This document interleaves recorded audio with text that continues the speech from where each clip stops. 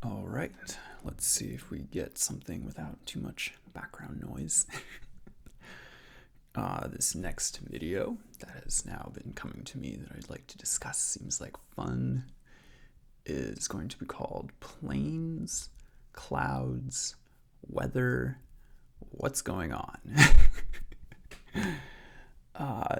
So, this is based off my personal observations over a long period of time.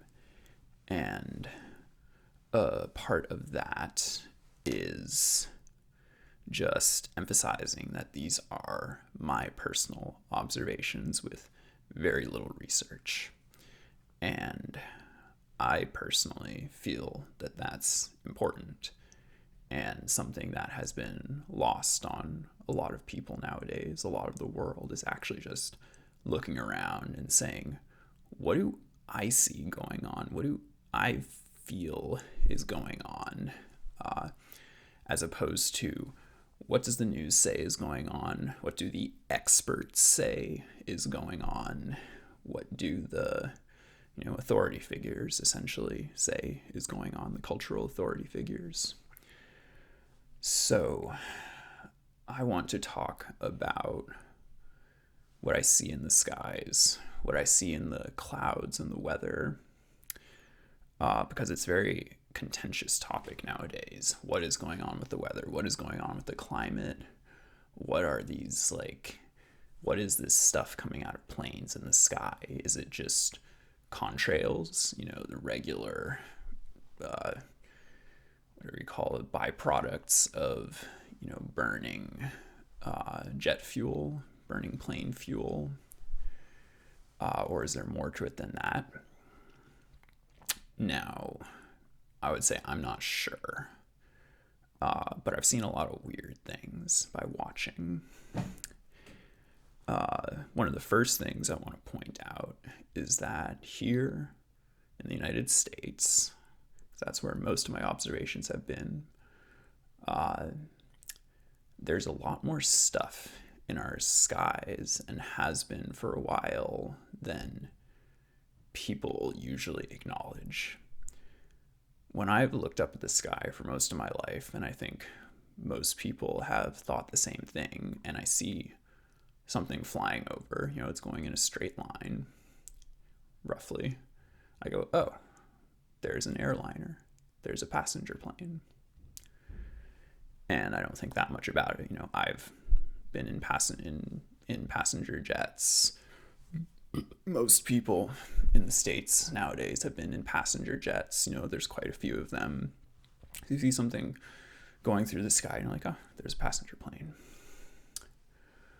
One thing that has shifted in my mindset is realizing how much the things that I'm seeing in the sky at times are not acting like passenger planes in subtle ways, but ways I only realize when I think about the passenger planes I've been in and what they actually do.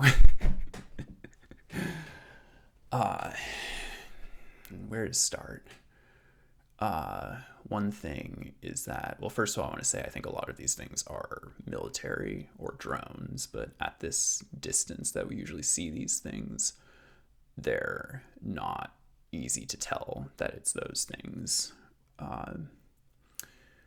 But that, for example, a lot of things are flying at very steep angles, angles that you never experience in a passenger plane, either taking off at extremely sharp angles or coming, more often see them going up at very sharp angles, but coming down too, and you'll see the contrail behind them that's doing that. So it could be drones, could be military, and clouds and the weather.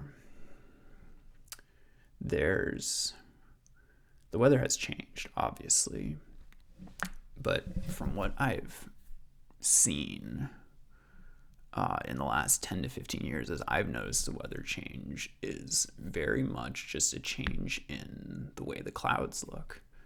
And that is to say, so much of the time, the clouds overhead seem to be artificial. meaning that they've entirely arisen from things, from the stuff that's coming out of planes, whether that's, just the byproducts of fuel or other things. Regardless, like, that's what I see. I've been out on clear days a fair amount of times, totally blue sky, and then a plane will fly over and leave a big trail. And another one will fly over, sometimes in the same direction, but often in different directions. If that's intentional or not, I'm not sure. But after not that many planes, the entire sky will be covered with a blanket of white. And this has only become so apparent through the times where I've been like, okay, the sky is this way right now, clear blue, or mostly clear and blue. And now 2, 3, 4, 5, 6, 8, 10 planes fly over in a matter of 30 to 60 minutes. And now there's a high cloud layer in quotes, and the temperature around me has dramatically changed. And the times I've noticed the temperature change dramatically, generally the temperature drops, because then the sun is protected, or is, the sun's behind a thick layer of something.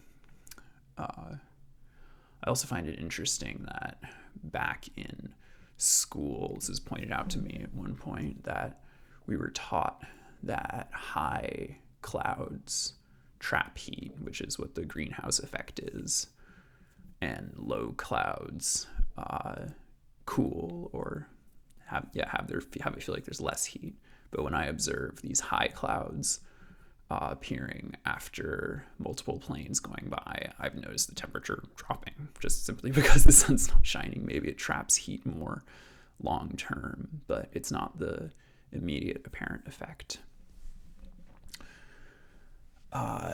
So what upsets me, or has at times, less so anymore, I've just kind of accepted it, is just that it seems to be happening more and more, that the weather will appear very natural, perhaps puffy white clouds or clear, and then planes will fly over, and the weather will change. The sky will have these kind of like patchy, not very pretty clouds, honestly. And the, natural aestheticist in me gets really upset by this, because I really appreciate the look of, beautiful, naturally formed clouds. And now, such a huge amount of time, I look up and I'm like, these clouds are clearly from planes, or clearly from human technology exfoliations.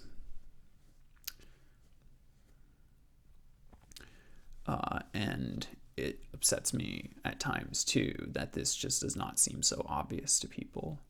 Most people are really too busy to even think about or consider this, and to do so is very uncomfortable. And I didn't want this to be true. I didn't want this to be what I believed. I tried very hard to disprove this to myself, but I have not been able to, because when I look up at the sky and see these types of clouds and patchy, gross, high up cover layers, I can feel and know what it's come from. And when I look far back in my memories, I can see that these clouds used to not be such a common thing. I have seen this also at times when I visited the Netherlands, because I have family there. I noticed how this continuous up high layer of cloud was always there. That did feel more like just a byproduct. I mean, still a big effect on an area rather than potentially a weather control project. But it was there too. And then in Hawaii, surprisingly enough, when I was on Maui, there was periods of time when there was so many planes going up high overhead, spreading trails, and it would just blow my mind that I'd be looking at a sky that was relatively clear with beautiful puffy clouds that, come from the area, the land, the Pacific Ocean, and then we would just be like, it's like we would suddenly be hemmed in by all of this stuff that was coming out of planes. And there was record dry years or intensely dry years while I was there, but only really locals would notice that. But I'd hear them say it, locals and people who'd lived there a long time. And my intuition just says that there are some, really kind of intense weather programs going on. And they're probably partly being done with military vehicles, is my feeling, and drones. And I've heard that supposition before from people, and that feels right to me. And I think that it's being done in an attempt to, quote, fight climate change. But really, it seems to just be making things more like negative and uncomfortable, because despite the impact that humans are probably having on the climate to some degree just from the byproducts of burning fossil fuels, the climate changes, and it seems like that's just a normal thing, that different areas slowly, the biodiversity of different areas slowly changes over time, and plants are equipped to deal with this and have regions slowly shift between different kinds of ecology. But it seems like in our attempt to fight any change of climate, including natural change of climate, and control the climate into a specific area, we're just making things increasingly worse. And then I want to talk about how, like ground-based fossil fuel burning, that it seems to be having an effect. It definitely affects our air quality to some degree, but not nearly as much as what I think is happening in the skies from planes and all. It seems like things get sprayed out of planes or come out of planes and either stay way up high for a couple days. It seems like when I see a big burst of plane activity or something blows in, because you can tell these patches move over long distances, but that they stick around for like 3 to 5 days and sometimes get generated over a couple day period. Sometimes those things slowly settle down, like come down to the ground.